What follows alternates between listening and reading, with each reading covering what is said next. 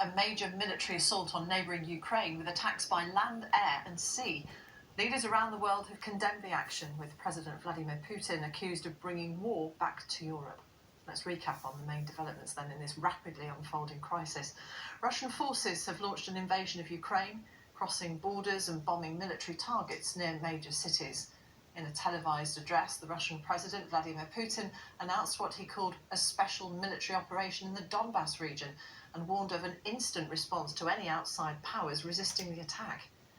Ukraine's President Volodymyr Zelensky says his country's armed forces are involved in heavy fighting and has called on citizens ready to defend the country to come forward. World leaders have strongly condemned the offensive.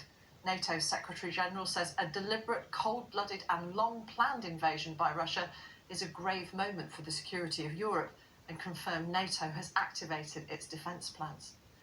The UK Prime Minister Boris Johnson says our worst fears have come true, with a vast invasion by land, by air and by sea, and promised more action against Russia in the coming days.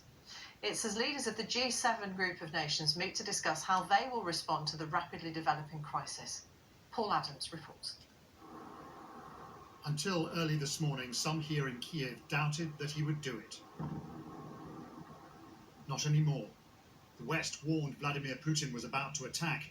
He said he had no such plans.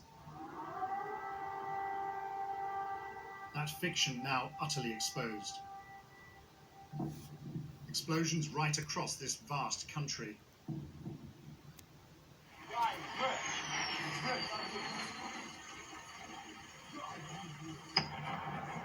In Ivano-Frankivsk, in the far southwest, a missile struck an airport.